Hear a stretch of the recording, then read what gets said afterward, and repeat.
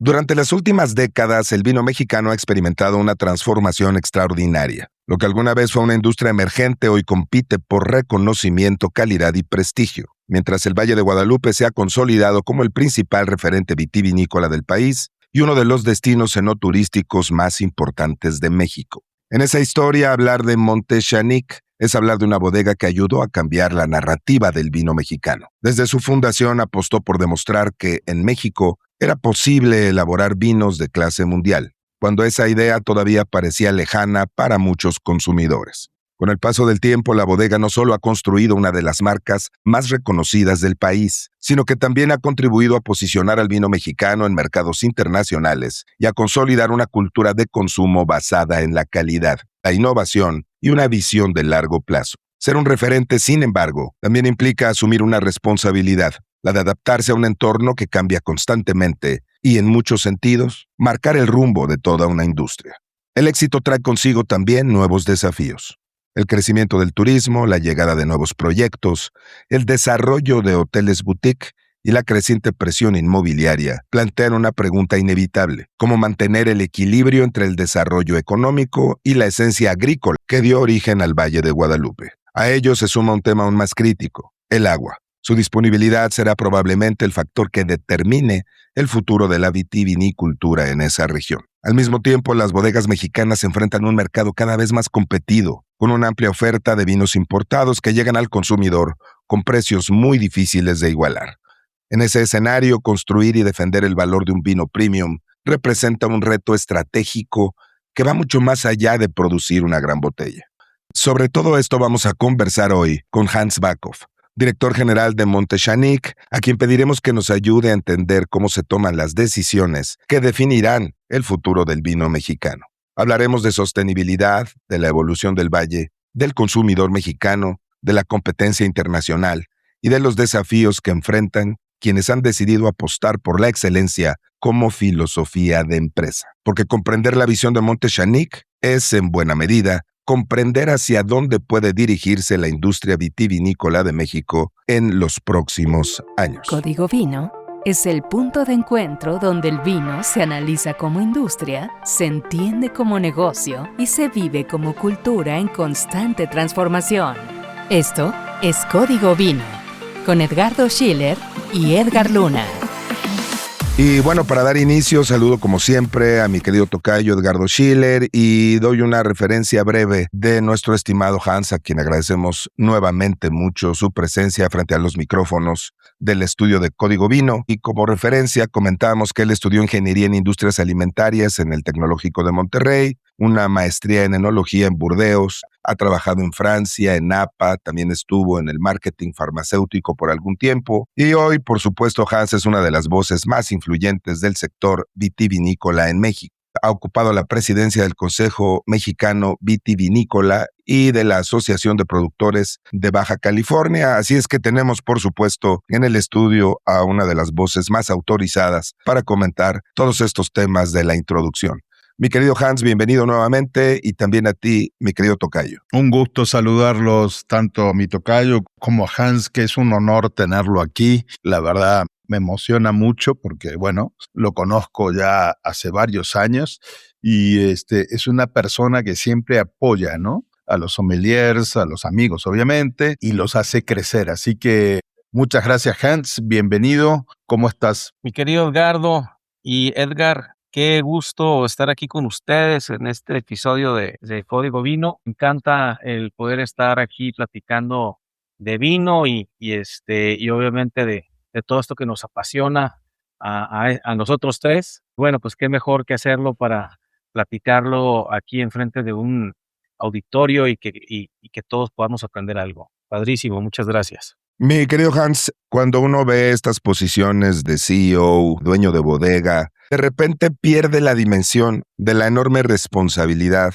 de la gran cantidad de trabajo y de la visión que debe de tenerse con mucha frialdad, muy bien establecida en números y en proyecciones, el entendimiento del mercado. Y bueno, te hago una pregunta que parece simple, pero que engloba muchas cosas. ¿Cómo se gobierna una empresa como Monte Xanic cuando pues eres líder en la industria y los demás están viendo qué haces? Pues muy buena pregunta, Edgar. Creo que la respuesta no es tan sencilla tampoco, porque sí requiere de un balance de varias variables, ¿no? Yo creo que el factor principal es que uno tiene que liderar, por ejemplo, si eres una referencia dentro de lo que es la industria, pues tienes que siempre estar marcando la pauta a través de, pues, la mejora continua, de la innovación, de la calidad y sobre todo, pues, de esta imagen de México, de no nomás a nivel nacional, sino que también a nivel internacional, estar, pues, siempre buscando, pues, la manera de trabajar también internamente tiene un impacto importante, sobre todo porque el talento que uno tiene dentro de sus empresas son lo que termina por reflejar la personalidad de la empresa y eso también tarda tiempo en construirse. Entonces, son muchos factores que uno debe tomar en cuenta para que se pueda seguir participando de manera activa. Lo estuvimos haciendo a través de los diferentes organismos, a través del Consejo Mexicano Vitivinícola, lo hicimos a través de Provino. Y bueno, pues esto es algo que siempre tienes que estar presente, sobre todo ante un mercado que tiene pues continuamente cambios. Creo que todo esto no sería posible tampoco si no tuvieras un set de valores que te permitan siempre regresar a tus bases.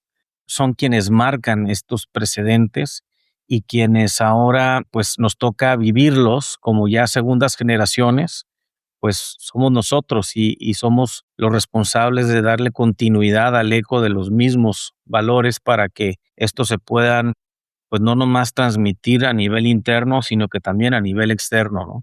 Entonces, todo empieza desde dentro y termina reflejando hacia el exterior y esperando que pues sea el ejemplo para el resto con la responsabilidad de ser el referente de la industria. Bueno, lo que tú dices es que se crea una filosofía de trabajo, una identidad de empresa, pues sí, desde dentro, con la gente. Pero eso me lleva a una pregunta obligada. Hablar de Monte Shanic para muchos de los que estamos en la industria, vaya, es hablar de algo que conocemos, de algo que sabemos, pero hay varias preguntas por ahí que he escuchado que vienen generaciones nuevas y entonces para ellas un par de preguntitas nada más para ubicar. La primera es, tú eres mexicano, yo lo sé, pero háblanos un poquito de tu familia, háblanos de la historia de Monte Shanic y es más, el nombre mismo a veces ha sido mal identificado como si no fuera una bodega mexicana. Cuando tú hablas de valores y de un seguimiento en segunda generación de esfuerzos, de preceptos establecidos por la previa, pues haría mucho sentido que nos ayudaras a entender esta parte. El origen dentro del terruño, pues es la variable más importante.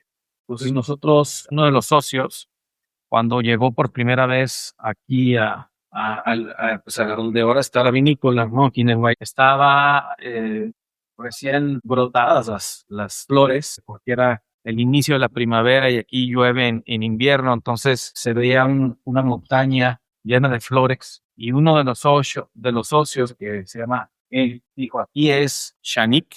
Y entonces los socios se voltearon y preguntaron qué significa Shanic. Y dice, pues Shanic significa encora, que son de la Ribera de Nayarit, este grupo indígena, que dice, significa flor que abre después de la primera lluvia. Y entonces Shanic empieza con X, es un nombre, pues es algo que se usa mucho, ¿no? Dentro de lo mexicano, la X. Y monte, pues porque estábamos en la montaña, ¿no? Y al final de cuentas, pues hoy nos damos la tarea de que Monte Shanic es MX y MX es México. Entonces, por ahí sale toda la idea del origen y de la relevancia de lo que tiene el terruño dentro de nuestro proyecto, no nomás en nuestras uvas, pero en nuestro posicionamiento, en nuestra imagen también. Entonces, ahí sale el nombre y nuestra familia, todos somos familias que pues de alguna manera tenemos el origen mexicano. Nosotros, dentro de la familia Bakov, mi papá nació allá en Ensenada, yo nací en Sonora, aunque viví básicamente toda mi vida aquí en Ensenada.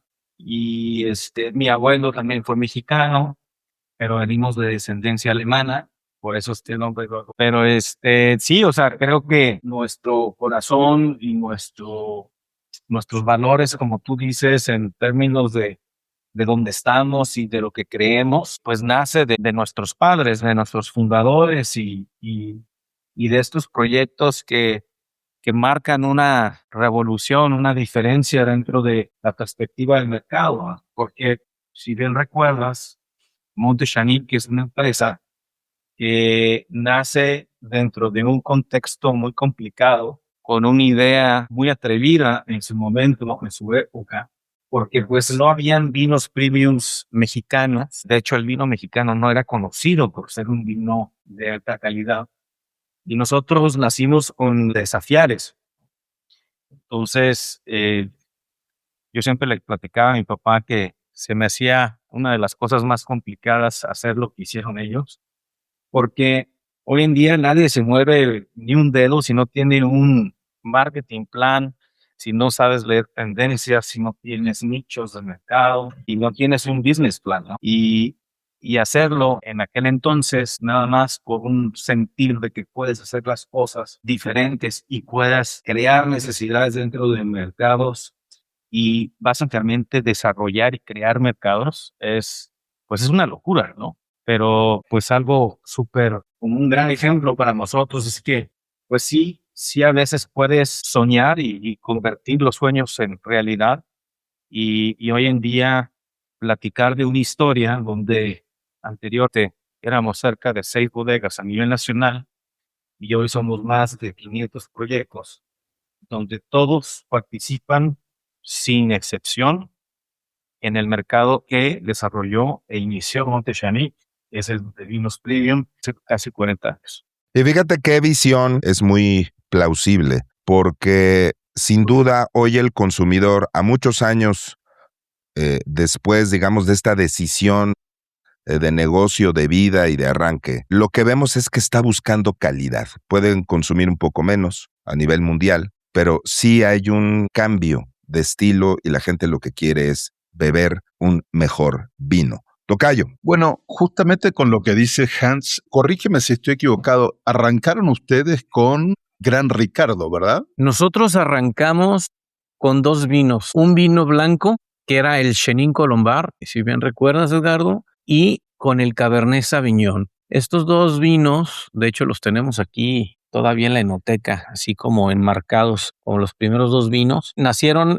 su producción fue en el 88 y Gran Ricardo llegó en el 94 como un homenaje a uno de los socios fundadores que creía justamente en esta historia de revolución del vino mexicano. Entonces fue el primer socio que falleció del grupo y sus socios en honor a él pues hicieron este vino ultra premium. Entonces es como un nivel arriba después de lo que ya estaban haciendo desde el 88. Sí, yo tuve la oportunidad cuando llegué hace 20 años a México de conocerte en esa cata en Tierra de Vinos que justamente hiciste una cata vertical con las primeras añadas inclusive. Sí, sí lo tengo marcado, muy marcado el tema. Era increíble esa cata. Híjole, Edgar, estás hablando de que 18 años casi.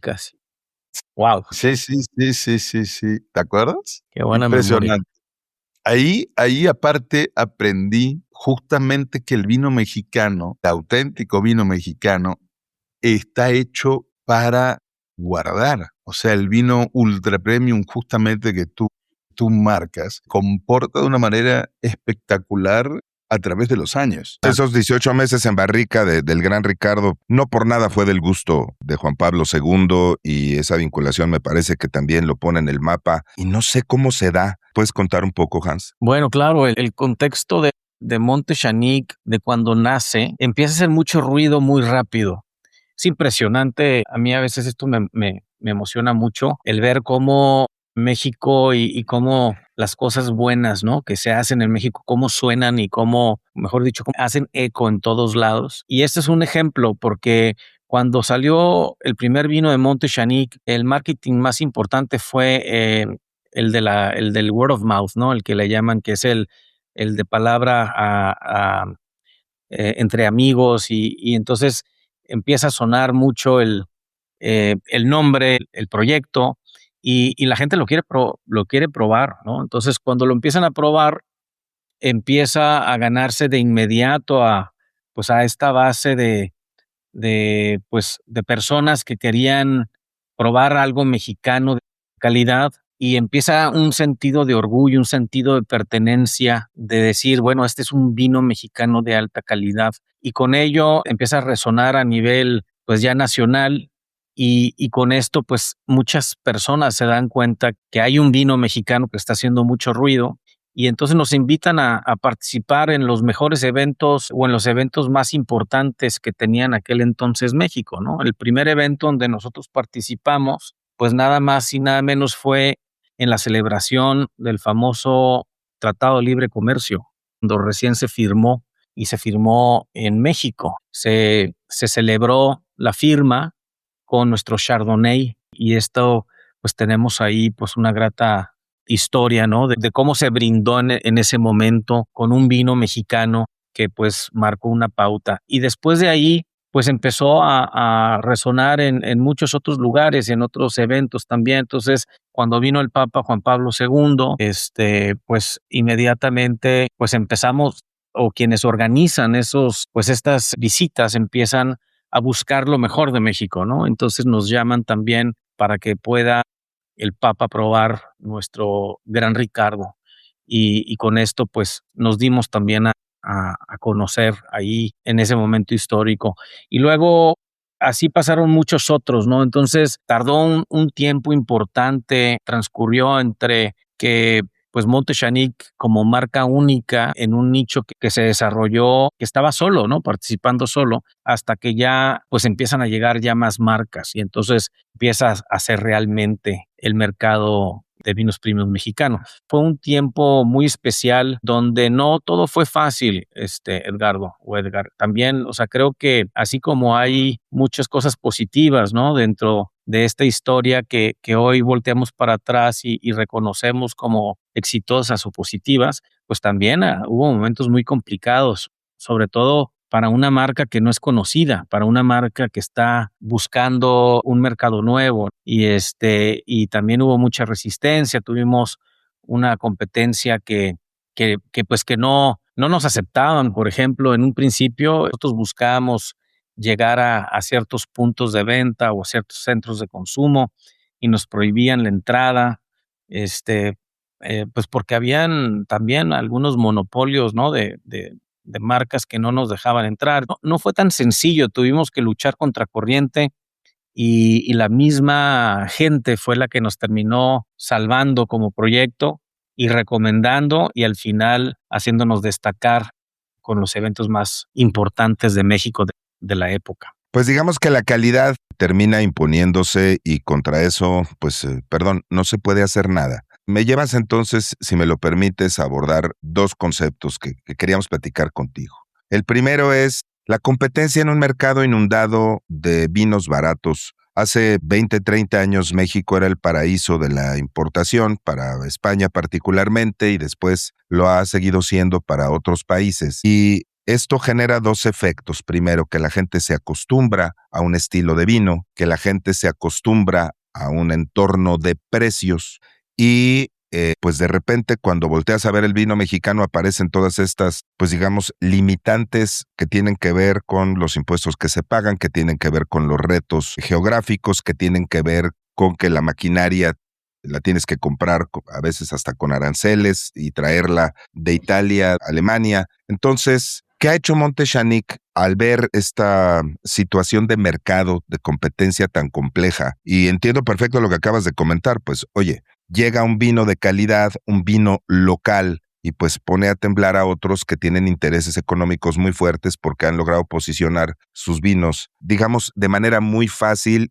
y hacer de México un mercado de importación o de exportación para ellos, pues muy atractivo. Pues Edgar, acabas de abrir la cajita de Pandora, ¿verdad? Porque son muchísimas cosas que tenemos ahí para platicar, pero sí, híjole, pues como la verdad es que cuando nace el proyecto tienes muchas cosas en contra, ¿no?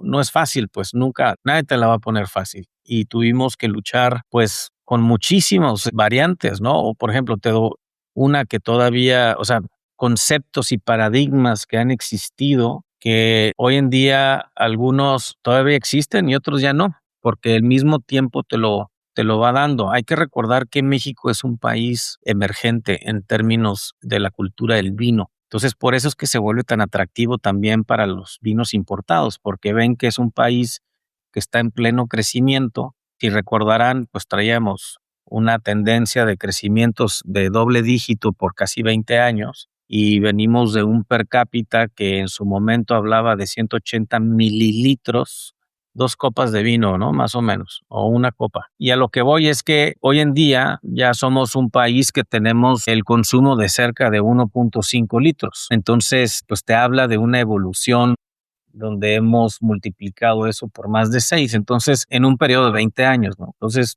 sí es como un lugar especial donde el consumo de vino está todavía en ascendencia y por eso es que muchos países de grandes productores pues buscan tener presencia en mercados como el mexicano, donde ven que todavía hay oportunidades.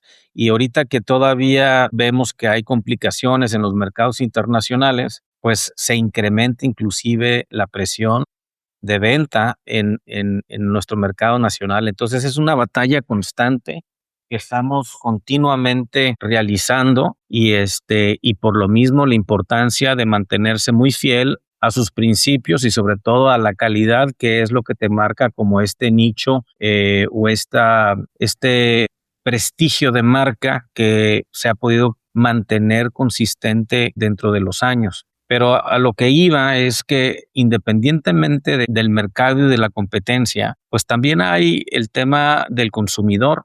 Si bien ya comenté que el consumidor incrementó su consumo per cápita de una manera importante, también se veía un consumidor que estaba cambiando en términos de su target primario y secundario. ¿Y a qué me refiero con esto? A cuando vemos México hace 20 años, básicamente el 60% del consumo venía de los hombres y el 40% de las mujeres. Hoy en día ese papel se revirtió. Entonces ya cuando vemos al mercado en estos días y vemos que las mujeres hoy representan cerca del 52, 53% y ahora como que se revierte un poco la situación, pues también eso tiene implicaciones relevantes dentro del estilo de vinos, de las tendencias y de las varietales que se están consumiendo, ¿no?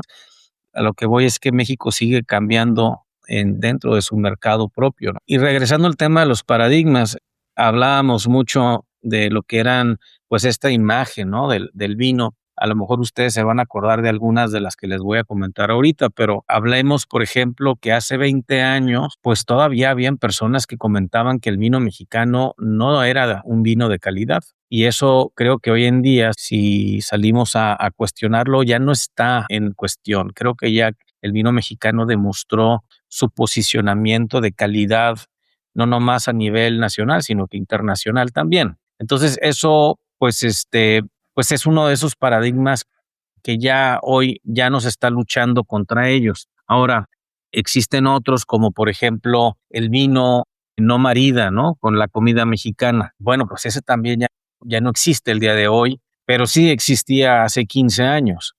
Y y más bien ese estaba detonado por pues estas metodologías de maridaje tradicionales, ¿no? Donde el vino tinto iba con las carnes rojas y las carnes blancas con el vino blanco.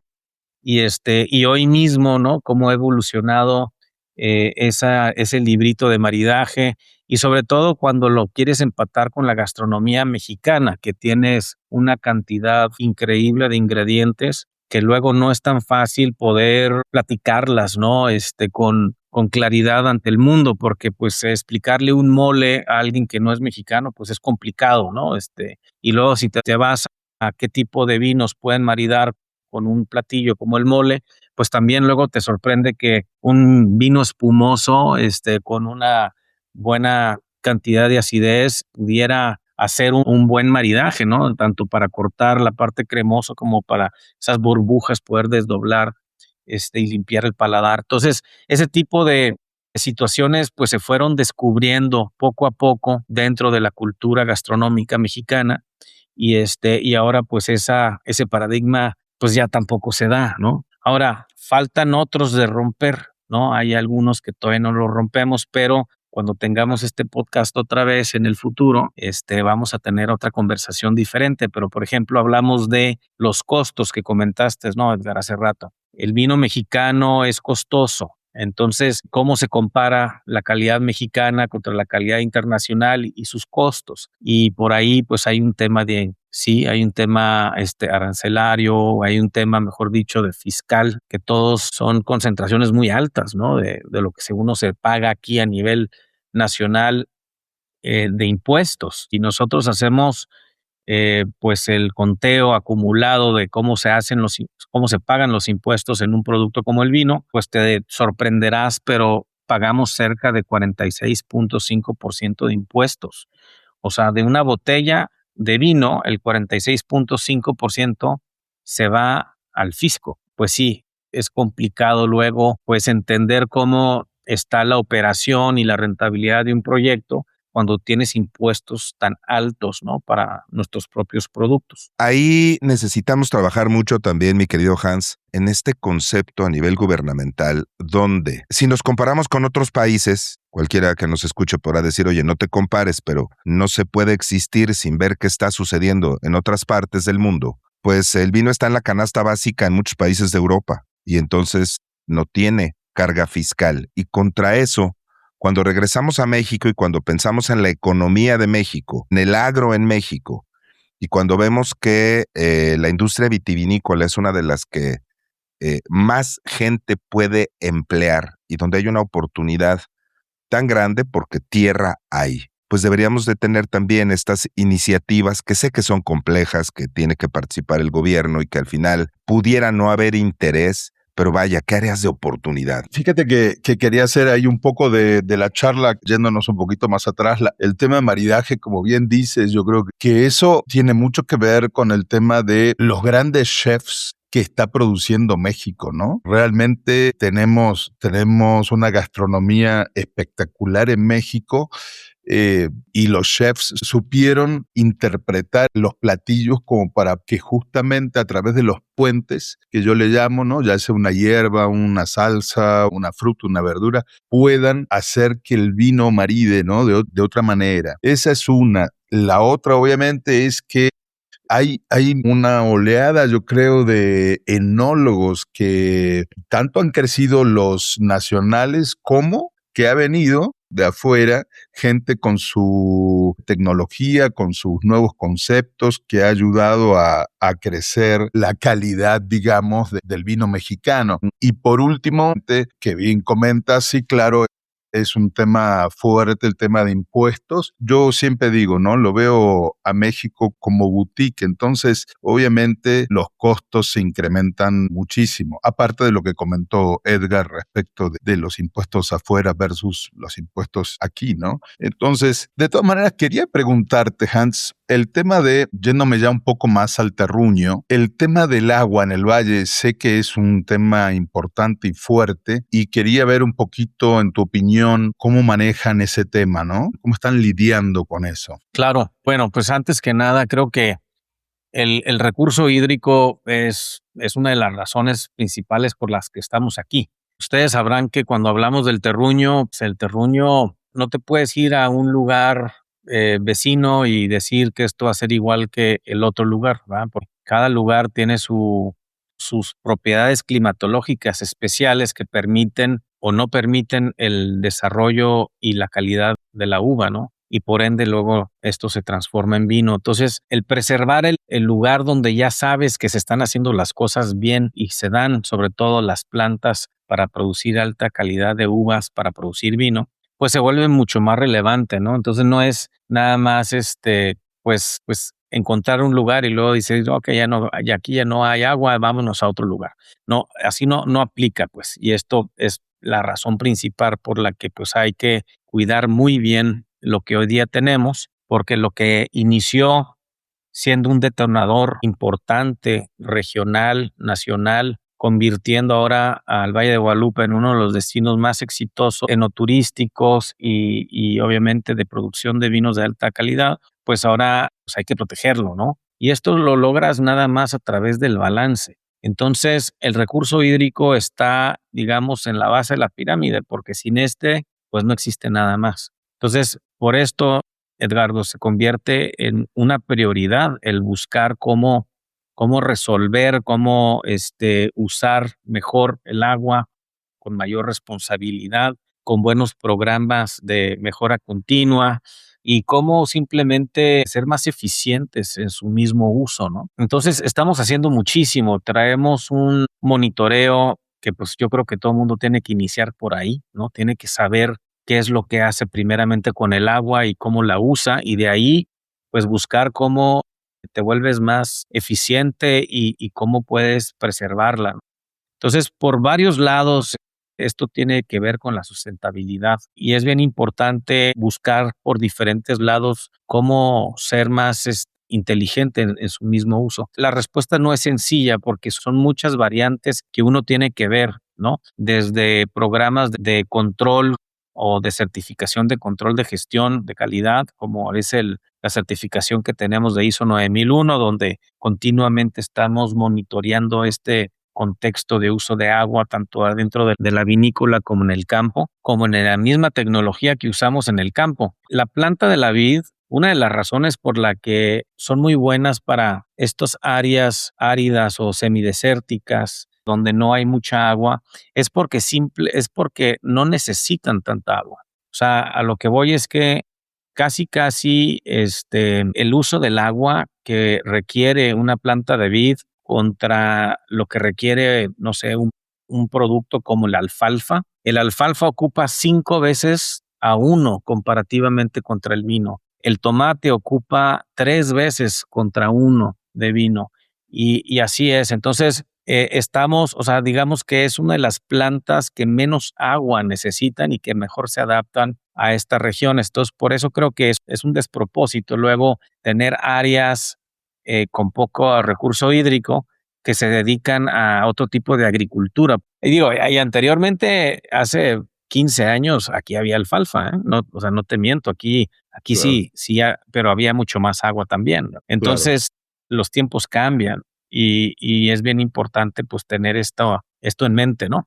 En tiempos de absurdos, consignas y opiniones sin sustento, pensar a fondo se vuelve un acto incómodo. Imposible estar de acuerdo es el podcast donde las posturas se confrontan, las contradicciones se exhiben y el desacuerdo se convierte en conversación. Imposible estar de acuerdo, un podcast de Frecuencia Cero, con René Palacios y Edgar Luna. Todos los miércoles un nuevo tema para reflexionar, disponible en todas las plataformas de streaming.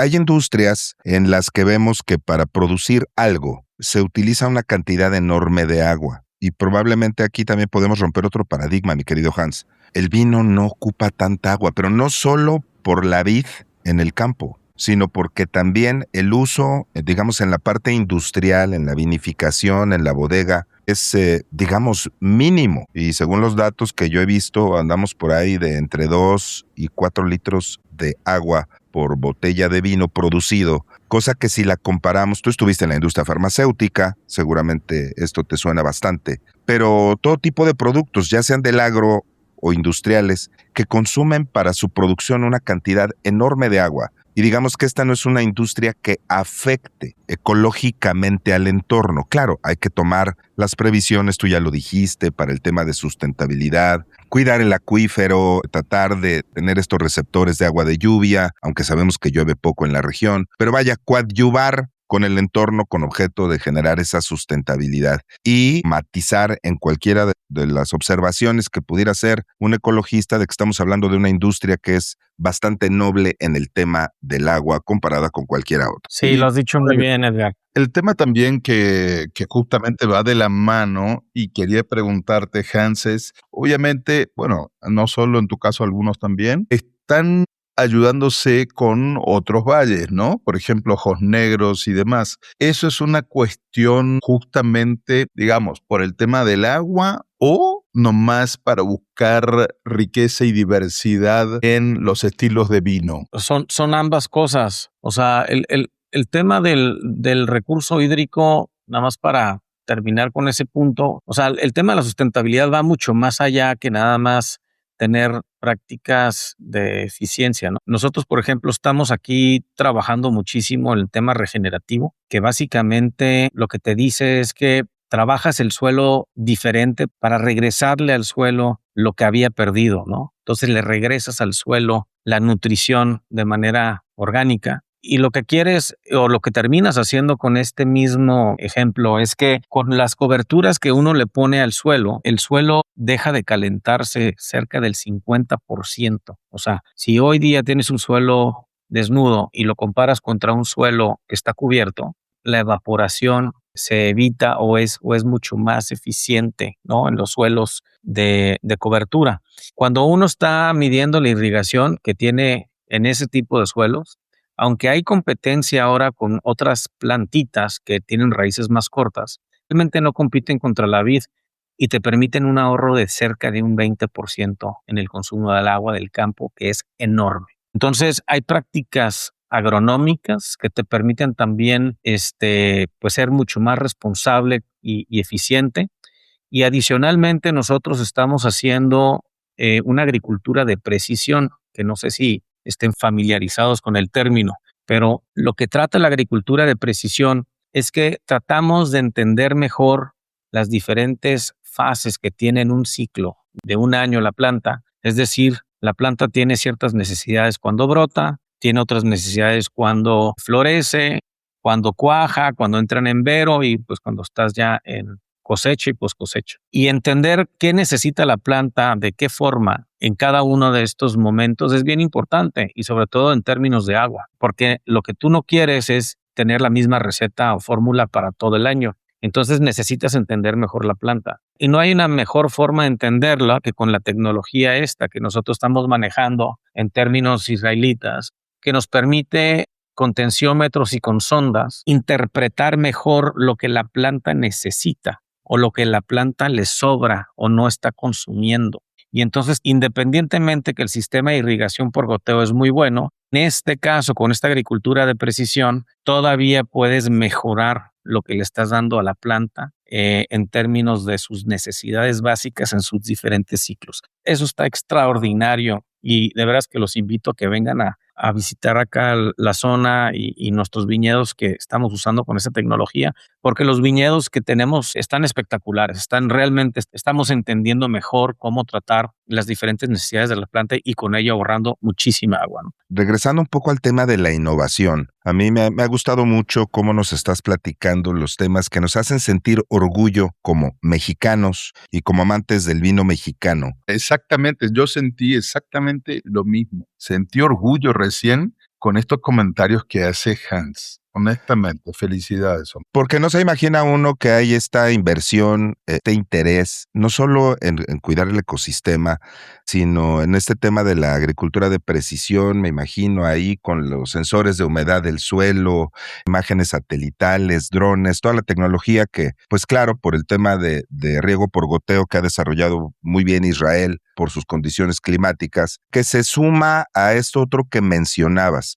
Y tenemos un ejemplo ahí muy cercano, y yo sé que tú trabajaste por allá en California. Y algo que ha hecho muy bien Napa también es desconcentrar, tratando de cuidar la tierra en los valles cercanos. Ahí está Sonoma, está Paso Robles, Mendocino, Lake County, y creo que la oportunidad hoy es precisamente la misma, ¿no? Porque tienes Ojos Negros, San Vicente, Santo Tomás, La Grulla, y creo que son acciones muchas que hay que estar sumando precisamente para poder cuidar el entorno, pero sobre todo, además de hacerlo sustentable, pensar a futuro, porque me parece que la esencia viene de allí, cómo vamos a garantizar la producción y la calidad en el tiempo. Me imagino que es parte también de la estrategia. Sí, que me lleva a la pregunta que hacía Edgardo, ¿no? Que por qué estamos buscando y tratando de ir no nomás hacia un lugar, sino que tratar de diversificarnos. Y es un poquito de ambas cosas, porque aquí lo interesante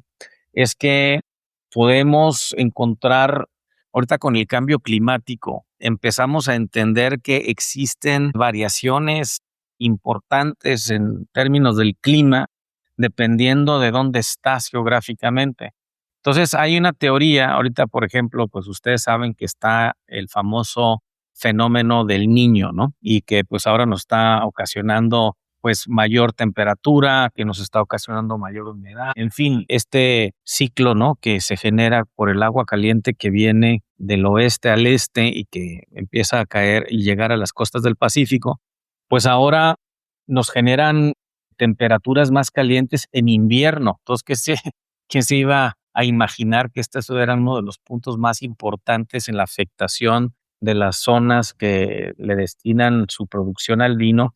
Y sobre todo tiene un efecto negativo porque está sobre todo para aquellas zonas que tienen altitudes pequeñas y que tienen que están pegadas al mar. Estas de aquí terminan siendo más calientes sus inviernos y las plantas no pueden entrar a invernar, no están dormidas completamente. Y entonces lo ocasionan que la planta y su metabolismo esté constantemente andando y entonces no descansan y pues al siguiente año brotan y brotan desuniformemente y pudieran eventualmente también tener calidades muy heterogéneas, con diferentes uvas en diferentes tamaños, con diferentes niveles de madurez y pues no es positivo y ya aunque no es una constante para la zona, ya lo empezamos a ver. Entonces, ¿qué es lo que resulta muy atractivo? Y una de las cosas es vete a mayor altura y trata de separarte un poco de las costas también. Entonces, aquí lo que hicimos es que nosotros optamos por Ojos Negros, que está 3 veces más alto que el Valle de Guadalupe, y aunque Ojos Negros tiene pros y cons, estamos ahora entendiendo que el mismo cambio climático nos está ahora favoreciendo para este tipo de regiones, donde curiosamente pues son regiones que al ser más altas terminan siendo más frías y más frescas. Entonces, la misma uva y las plantas te lo terminan agradeciendo porque es muy clara la diferencia entre el día y la noche y cuando tienen que trabajar y cuando tienen que descansar, ¿no? No puedes estar corriendo un maratón 24 horas al día. Y entonces eso se vuelve bien importante, que tengas estas diferenciales de los deltas de temperatura. Y entonces nos permite también ahora entender mejor las zonas y la fruta que estamos sacando de ahí arriba nos está sorprendiendo porque estamos teniendo pues mayores concentraciones de ciertos aromas que anteriormente eran muy difíciles de obtener aquí en lugares que se encuentran más bajos. Y aunque no es una regla, te lo generalizo para que podamos entender un poco la dimensión. Pero, por ejemplo, en Ojos Negros es mucho más fácil obtener aromas que van más del lado azul y negro, mientras que en el Valle de Guadalupe van aromas más rojos. No significa que en el Valle de Guadalupe no tengas azules y negros, pero la ventana que tiene de disponibilidad de obtener esos aromas es mucho más corta en Guadalupe y mucho más amplia en Ojos Negros. Entonces, estamos dándonos cuenta de estos atributos y sin lugar a duda también pues es un lugar que tiene mucho más agua y también tiene mejor calidad del agua, porque estamos en las faldas de la sierra y en la sierra llueve en verano y neva en invierno, entonces la calidad del agua es muy buena, ¿no? Y curiosamente hay un tema con los polifenoles, que son el color, ¿no? Particularmente el color, que son las antocianinas, y estas terminan dando mayor concentración a mayor altura. Entonces, nos llama mucho la atención lo que estamos descubriendo. Luego uno, cuando está hablando de vino y de viticultura, estás aprendiendo una lección por año y te das cuenta que necesitas como 200 clases, ¿no? Entonces, pues ahí es donde te das cuenta que la experiencia y el tiempo realmente tiene un impacto para entender bien y mejorar, pues año a año, tus propios vinos. Pero bueno, estamos súper entusiasmados de todo lo que estamos aprendiendo y viviendo y es muy chistoso, pero cuando pasa una cosecha, ya estamos pensando en qué vamos a hacer diferente para la próxima. Pero nos contagias el entusiasmo y vaya que sí queremos irnos a dar una vuelta para ver todas estas cosas de las cuales nos has compartido, pero también queremos ver algo que se vuelve picante. Regresando al tema del agua, que pues también es un eje rector alrededor del vino, y también regresando a mi ejemplo de Napa, California implementó políticas muy estrictas para proteger el uso del agua. Y bueno, sabemos que el negocio del vino viene de la mano con el del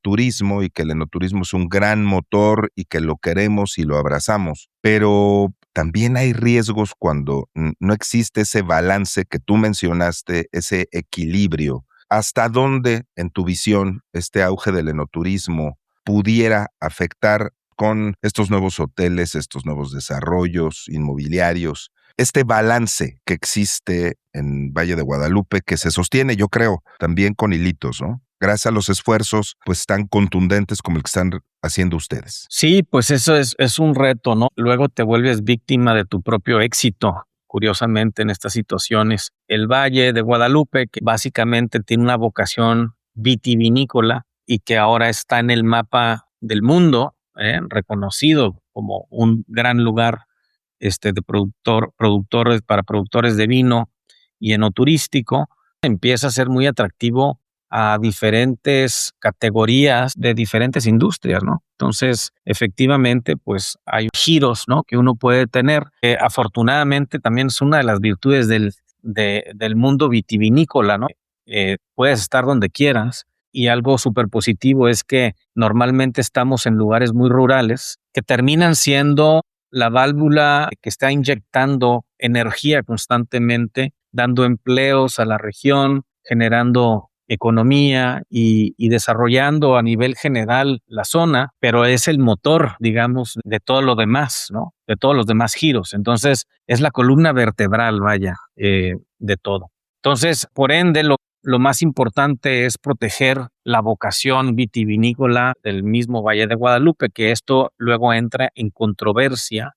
O sea, si debe de estar por debajo de otros, ¿no? Y aquí es donde hay que tener mucho cuidado y hay que ser muy responsables y también tener la visión que luego se nos puede salir de las manos, ¿no? No quiero ser pesimista ni quiero dar nombres de otros lugares en México donde esto ya sucedió, pero que puede suceder, sí puede suceder. Y tú lo dijiste muy bien, Edgar, está en hilitos. Entonces, necesitamos ser muy inteligentes y yo creo que necesitamos tener este balance en nuestro enoturismo, que todos caben. Yo creo que aquí todos caben, pero tenemos que hacerlo bien, organizadamente, con programas sectoriales que regulen lo que se puede hacer y lo que no se puede hacer. Hablabas de Napa o de Estados Unidos. Pues ahí nosotros hemos estado muy cerquita de ellos, ahora que estuvimos justamente tratando de entender el programa sectorial que ellos manejaban, y nos dimos cuenta que inclusive ahora el problema que hay es entre los ambientalistas y los mismos vitivinicultores, que empiezan a querer limitar la extensión de viñedos. Entonces, son problemas diferentes a los que nosotros tenemos y sí han sido temas de concientización, fíjate. Yo creo que ese es uno de los retos más grandes, es que podamos generar conciencia a nuestros gobiernos, que podamos generar conciencia a nuestras comunidades, de que pues tenemos que protegerlo, porque si el día de mañana queremos hacer conciertos masivos en el Valle de Guadalupe, pues ¿de qué nos va a servir? O sea, la verdad es que esta situación no es sostenible, y si queremos poner, no sé, todos los hoteles que uno pudiera tener en el Valle de Guadalupe, pues tampoco es viable, pues. Y también llenarlo de restaurantes y otros, pues tampoco. Entonces, a lo que voy es, creo que necesitamos tener esta regulación que nos permita ir creciendo de una manera ordenada, con siempre el centro, ¿no?, de nuestra vocación, que sea vitivinícola. Y ese es el secreto. Yo creo que eso es lo que nosotros percibimos como organismo aquí en Provino, como Consejo Mexicano Vitivinícola, y eso es lo que queremos proteger, sea algo que sea un balance, pero con este entendimiento. Entonces, yo le doy la bienvenida a todo, pero siempre con la responsabilidad y con la concientización del mismo gobierno, que nos tiene que apoyar para que justamente no se nos salga de las manos esto. Y ese es el continuo trabajo que hemos estado haciendo, pero que necesita ser reforzado, porque hoy en día no se ha tenido el éxito deseado y sí está, como tú dices, en hilitos. Y hay riesgos, porque lamentablemente las fórmulas no aplican para todos. La vocación de la tierra tiene que respetarse, la misma tierra en su extensión, hay que entenderla. Y bueno, no porque estados como Guanajuato o como Querétaro hayan visto la oportunidad de hacer desarrollos inmobiliarios con escenografía vinícola, y sé que estoy tocando fibras y que mi comentario puede no ser bien recibido. Y lo hemos platicado mucho con Edgardo. Están estos lugares que están muy lindos para visitar, para ir a comer, incluso para vivir, si uno quiere sentirse en un entorno vinícola. Pero perdón, no terminan de ser desarrollos inmobiliarios y en lugar de que tengan cerca, como en una playa, las albercas, aquí lo que tienen es pues unos viñedos plantados. Son cosas distintas y no se puede tampoco ser tan voraz, y lo digo por los desarrolladores en lo particular, y querer ver el éxito del Valle de Guadalupe como una oportunidad porque está el riesgo de romper ese balance y olvidarnos de lo que es la esencia de esa vocación de la tierra que es el vino. Entonces, pues el llamado es a los que estamos en la industria y los que están en las industrias alrededor de ser conscientes. Me gusta mucho esa palabra que tú pones en la mesa. Hay que hacer conciencia, hay que entender que se deben valorar todos estos esfuerzos que están haciendo personas como tú, bodegas como Monte Chanic, y muchos otros actores que están también comprometidos con el vino en México para que no por este afán, digamos, monetario, vayamos a crear ese desbalance que después se haga una bola de nieve que no podamos controlar. Ya de por sí hoy hay muchos comentarios entre la gente del centro del país que ha visto transformarse al valle en algunos temas no para bien, porque eventualmente visitarlo se vuelve prohibitivo dado que los restaurantes, y hablo particularmente de la parte gastronómica, y no sé qué opina ahí mi tocayo y tus comentarios serán muy útiles. Claramente se ve que está dirigida a un mercado que paga no en pesos, sino en dólares o en euros, porque pues para, digamos, gente de clase media en México que ame el vino, se vuelve prohibitivo no visitar el valle, sino comer en estos restaurantes. ¿Qué opinas tú, Hans, y qué dices al respecto, tocayo? Bueno, pues mira, yo creo que el Valle de Guadalupe tiene diferentes opciones para diferentes carteras. Hay un turismo que se ha recibido en términos de hospedaje, centros de consumo, de visitas aquí a ciertos como lugares especiales, ¿no? Que se encuentran aquí dentro mismo, ¿no? De la región, que hace que el valle sea accesible. A lo mejor no todos tenemos esa claridad porque pues a muchos de los con los que platicamos y a quienes nos gusta comer bien, pues siempre estamos viendo las mejores opciones, ¿no? Y los mejores restaurantes. Y sí, claro, o sea, no vas a poder visitar ese restaurante quizá que tenga una gran experiencia o que sea de súper alto nivel, no lo vas a poder visitar frecuentemente porque pues sí, es como su misma calidad lo demanda, pues es también la parte de económica que lo tiene que respaldar, pues. Entonces creo que está bien que existan estos proyectos porque son los proyectos que le terminan dando nombre y prestigio también pues a la región. Que todos los restaurantes del Valle de Guadalupe sean con esa misma idea, pues creo que no. Es como si todos nos pusiéramos a hacer Gran Ricardo, ¿no? O sea, tampoco sería viable, pues no todos podemos comprar Gran Ricardo para todos los momentos. Nos encantaría a lo mejor beberlo todos los días, pero no podría, porque no son vinos hechos para eso. Al igual estos restaurantes no están hechos para eso. Entonces creo que es importante separar y empezar a categorizarlos donde están.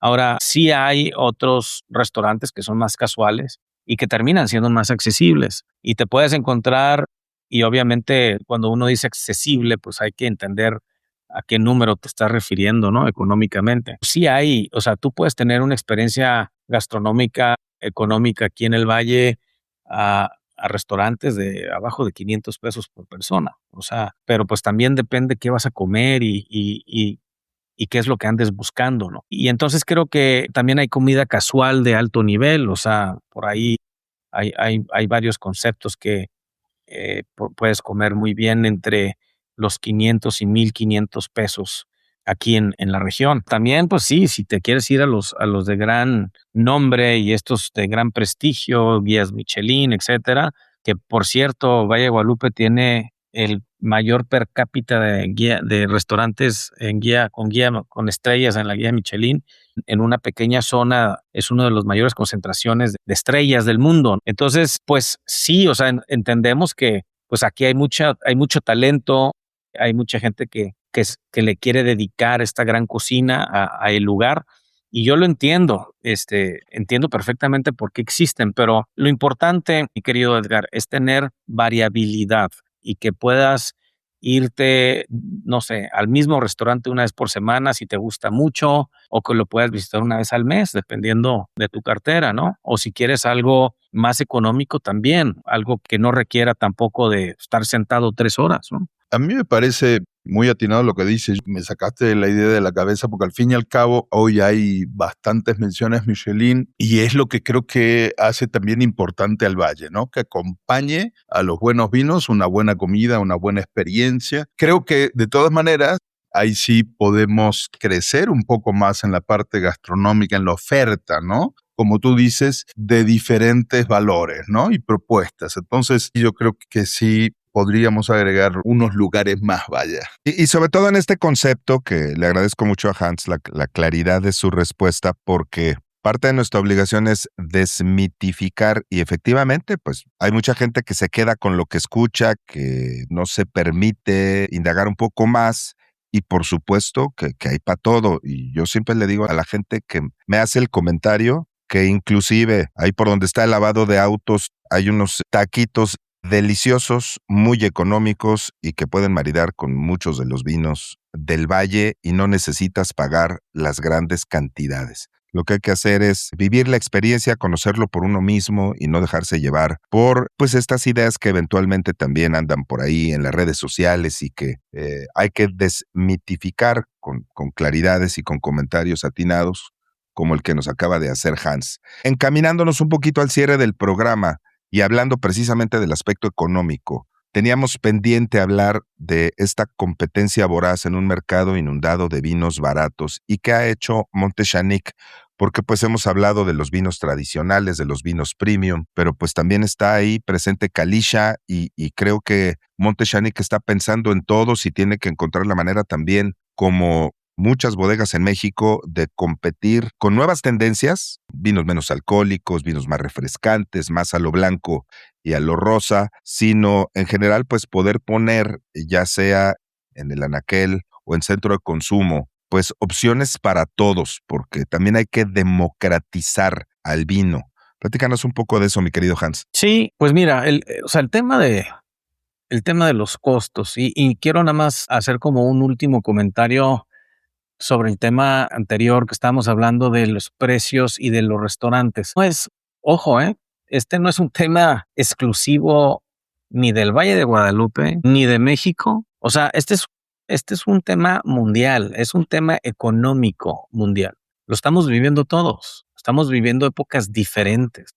Estamos teniendo inflaciones terribles que nos han llevado a los extremos. Ahora, yo no sé si a ustedes les pasa, pero yo ya estoy checando rubro por rubro de los conceptos de mi recibo cuando pido la cuenta. O sea, ir a comer a un restaurante en cualquier lugar del mundo ya es un reto, es hasta inclusive algunos le llaman casi ya como un lujo, ¿no? Entonces, creo que el tema de lo que estamos viviendo como en el entorno económico en el que estamos, pues no es un tema nada más que afecta a una región, afecta a muchísimos diferentes países y economías y sobre todo también que a los vinos entrando en materia, pues también, ¿verdad? Los pone en una situación muy complicada porque se habla de que hay una transformación generacional donde hoy hay generaciones que están optando más por temas de salud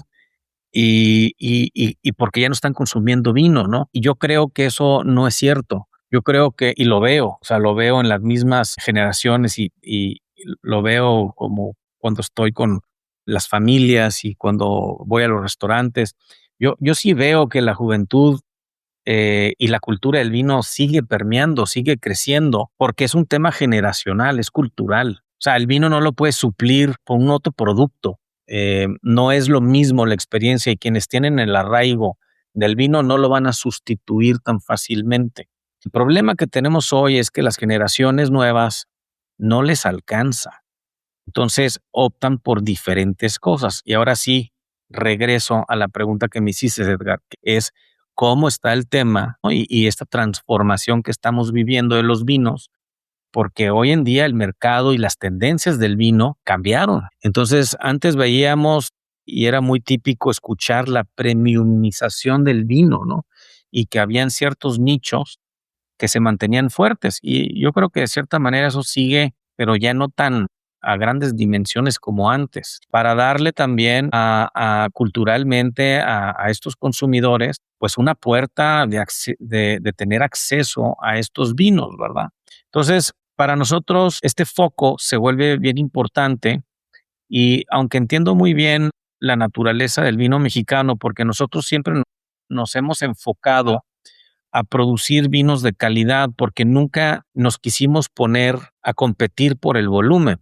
No estamos viviendo en estas regiones donde el volumen se da fácilmente, sino que aquí lo que estamos muy conscientes es que quisimos competir por la calidad y marcar esa pauta, cosa que creo que lo hemos hecho muy bien. Pero el tema de la calidad, también eventualmente te va a dar una economía de escala y esa es una palabra clave, porque una bodega que va creciendo y que va teniendo economía de escala, se vuelve más eficiente en sus costos y entonces por ende puede hacer mejores productos a precios más bajos. Y por eso es que ahora nosotros traemos también una conciencia y un foco central para nuestra línea Kalisha, ¿no? Tenemos una línea que tiene vinos que van desde los 260 pesos hasta los 500, ¿no?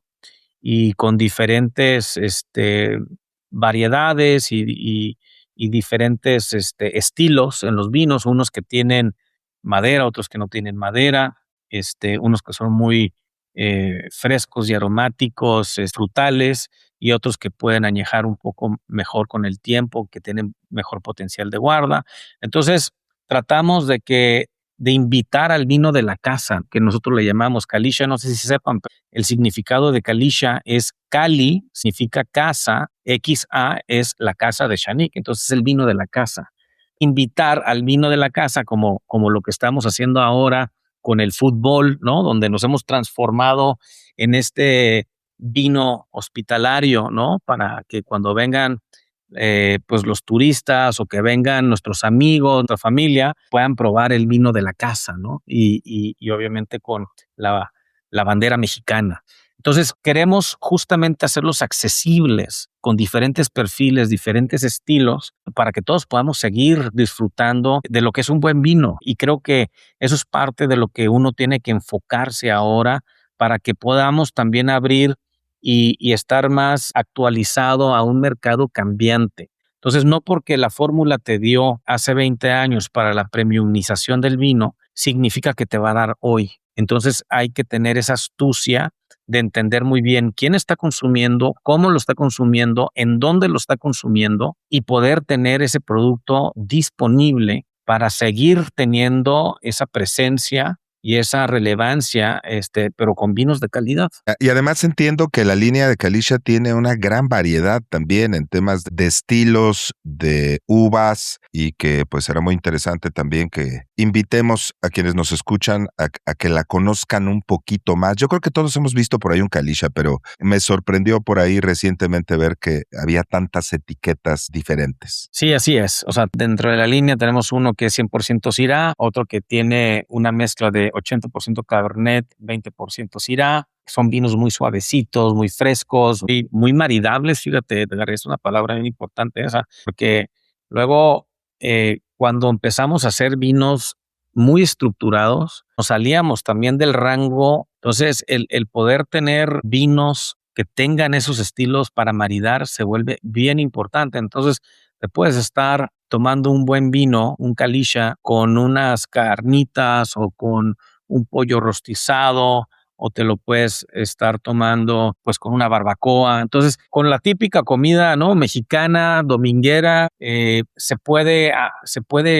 combinar muy bien en estos maridajes que se respetan las dos esencias y hacen de una experiencia algo mejor. Oye, pues qué bueno que sigamos manteniendo este espíritu de seguir alrededor de lo mexicano y también de lo mexicano para el mundo. Una pregunta de cierre, mi querido Hans. Con todo esto que veo que está haciendo Monte Shanik, con esta línea tan clara, como ya mencionamos, de liderazgo, de esfuerzo, compromiso. Entiendo, es de esos pocos vinos que se exportan y que están consolidados en otros mercados en el mundo, ¿es correcto? Así es, Edgar. O sea, hoy este es un número bien interesante, que yo creo que no hay nadie que tenga esta combinación estructural de venta. El 30% de nuestra producción se va a Estados Unidos. Es un vino de exportación, principalmente. Y eso, pues, es algo para profundizar, porque el mercado de vinos de Estados Unidos es el mercado más sofisticado y más demandante en términos de calidad del mundo, ¿no? Entonces, buscar tener éxito en un país como este es complicado. Y una marca como la nuestra, que hoy en día pueda diversificar su producción y pueda vender 30% de vinos premium en un país donde es muy demandante en términos de estándares de calidad, pues habla de que hay algo que se está haciendo muy bien en México y lo está liderando Monte-Shanique. Mi querido tocayo. Pues a mí me encanta realmente todo lo que nos cuenta Hans. Me quedo una reflexión que es siempre su positivismo. Me acuerdo una conversación hace 2-3 años, la última vez que estuvo en La Corriente del Niño. Te escuchaba decir, pues bueno, la parte buena de todo esto es que el año que viene vamos a tener bastante agua y de buena calidad. Entonces, y ahora este año, pues bueno, pues también nos vamos a otras zonas y el estudio más pormenorizado de lo que es el suelo, la planta y demás.